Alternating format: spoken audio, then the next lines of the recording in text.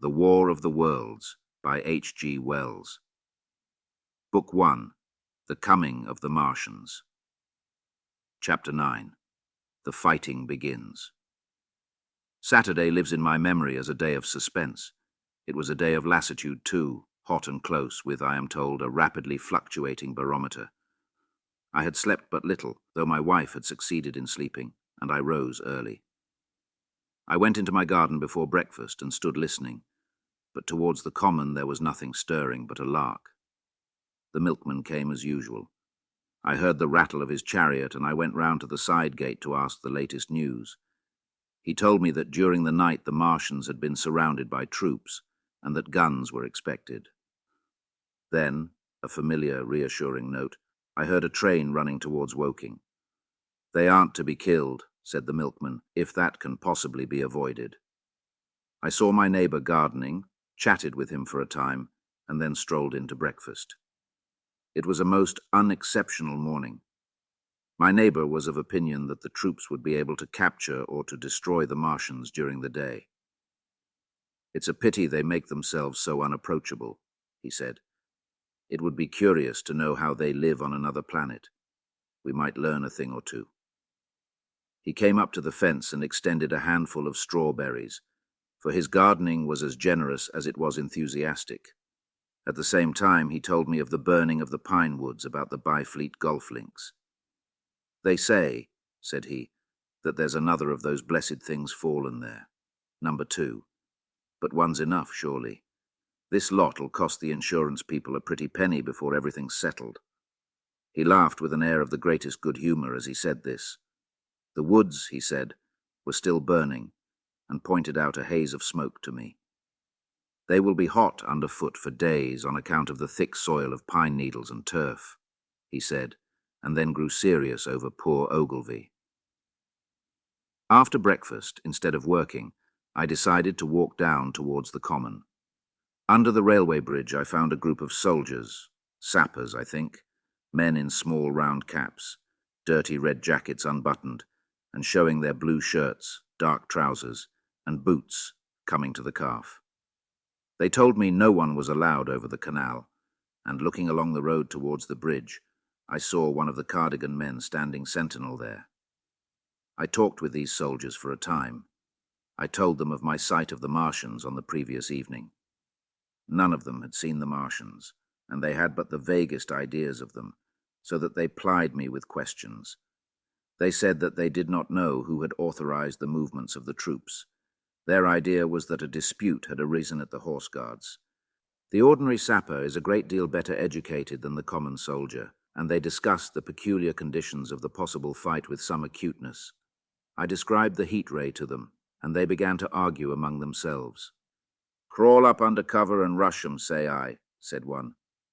"Get art," said another. "What's cover against this here heat? Sticks to cook you. What we got to do is to go as near as the ground'll let us, and then drive a trench." "Blow your trenches. You always want trenches. You ought to have been born a rabbit snippy."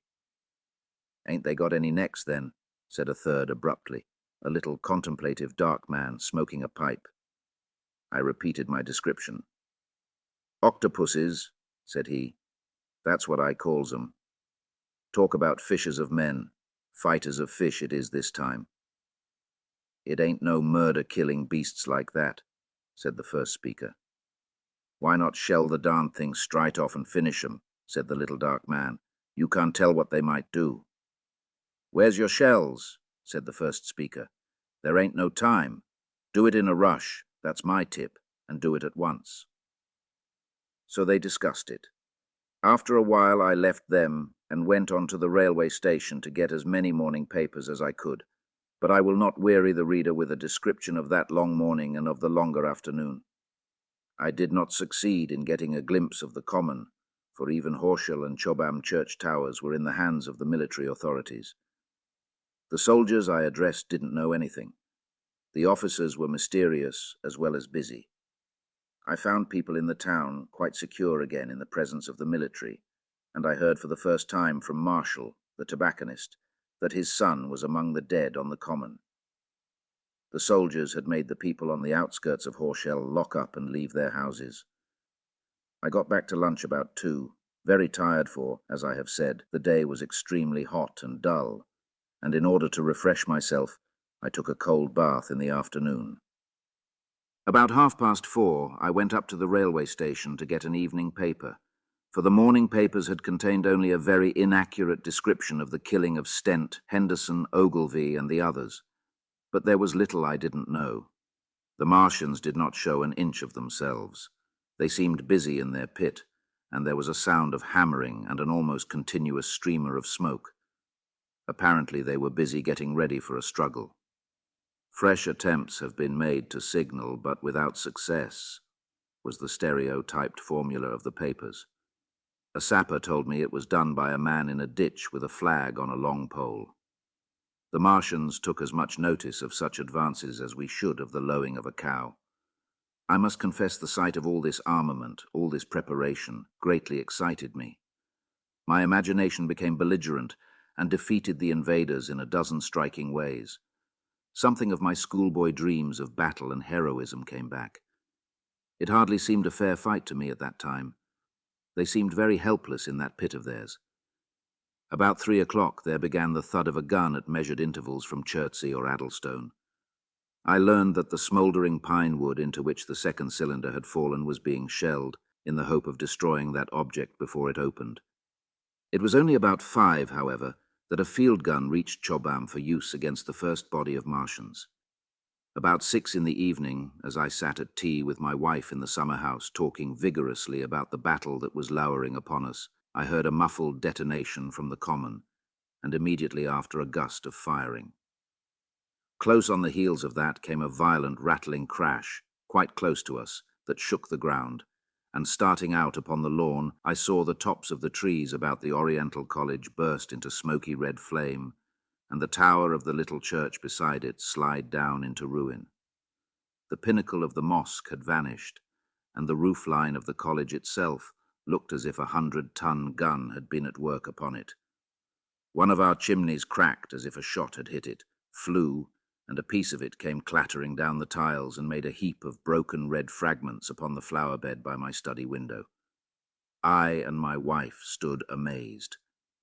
Then I realized that the crest of Maybury Hill must be within range of the Martians' heat ray, now that the college was cleared out of the way. At that, I gripped my wife's arm, and without ceremony ran her out into the road. Then I fetched out the servant, telling her I would go upstairs myself for the box she was clamoring for. "We can't possibly stay here," I said, and as I spoke, the firing reopened for a moment upon the common. "But where are we to go?" said my wife in terror. I thought, perplexed. Then I remembered her cousins at Leatherhead. "Leatherhead!" I shouted above the sudden noise. She looked away from me downhill. The people were coming out of their houses, astonished. "How are we to get to Leatherhead?" she said. Down the hill I saw a bevy of hussars ride under the railway bridge. 3 galloped through the open gates of the Oriental College.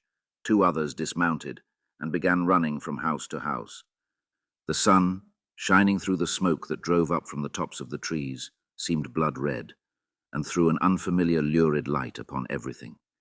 "Stop here," said I. "You are safe here." And I started off at once for the Spotted Dog, for I knew the landlord had a horse and dog cart. I ran, for I perceived that in a moment everyone upon this side of the hill would be moving. I found him in his bar, quite unaware of what was going on behind his house. A man stood with his back to me, talking to him. "I must have £1," said the landlord, "and I've no one to drive it." "I'll give you 2, said I over the stranger's shoulder. "What for?" "And I'll bring it back by midnight," I said. "Lord," said the landlord, "what's the hurry? I'm selling my bit of a pig. £2 and you bring it back. What's going on now?" I explained hastily that I had to leave my home and so secured the dog cart. At the time, it did not seem to me nearly so urgent that the landlord should leave his. I took care to have the cart there and then, drove it off down the road, and leaving it in charge of my wife and servant, rushed into my house and packed a few valuables, such plate as we had and so forth. The beech trees below the house were burning while I did this, and the palings up the road glowed red. While I was occupied in this way, one of the dismounted hussars came running up. He was going from house to house, warning people to leave. He was going on as I came out of my front door, lugging my treasures, done up in a tablecloth. I shouted after him, "What news?" He turned, stared, bawled something about crawling out in a thing like a dish cover, and ran on to the gate of the house at the crest. A sudden whirl of black smoke driving across the road hid him for a moment. I ran to my neighbour's door and rapped to satisfy myself of what I already knew, that his wife had gone to London with him and had locked up their house.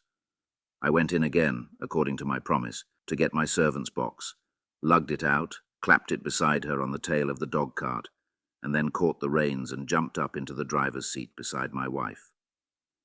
In another moment we were clear of the smoke and noise, and spanking down the opposite slope of Maybury Hill towards Old Woking. In front was a quiet, sunny landscape, a wheat field ahead on either side of the road, and the Maybury Inn with its swinging sign. I saw the doctor's cart ahead of me. At the bottom of the hill I turned my head to look at the hillside I was leaving. Thick streamers of black smoke shot with threads of red fire were driving up into the still air and throwing dark shadows upon the green treetops eastward. The smoke already extended far away to the east and west, to the Byfleet pine woods eastward, and to Woking on the west. The road was dotted with people running towards us, and very faint now, but very distinct through the hot, quiet air. One heard the whir of a machine gun that was presently stilled, and an intermittent cracking of rifles. Apparently the Martians were setting fire to everything within range of their heat ray. I am not an expert driver, and I had immediately to turn my attention to the horse. When I looked back again, the second hill had hidden the black smoke. I slashed the horse with the whip, and gave him a loose rein until Woking and Send lay between us and that quivering tumult. I overtook and passed the doctor between Woking and Send.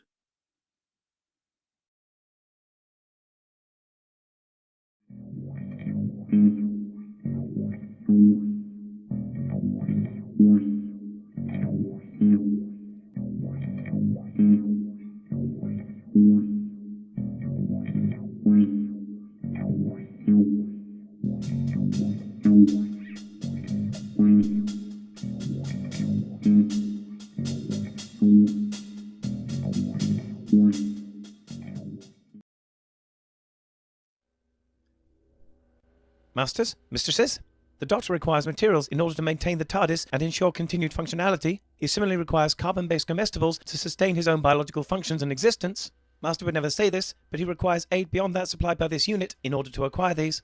To aid the Doctor in his various tasks and creations, this can be most effectively achieved via Patreon or Substack subscriptions, or through donations directly to PayPal. Or if you desire physical goods in return for your contributions, written accounts of my travels with the Doctor are also available on Amazon. Links are in the description below. Thank you, Masters, mistresses.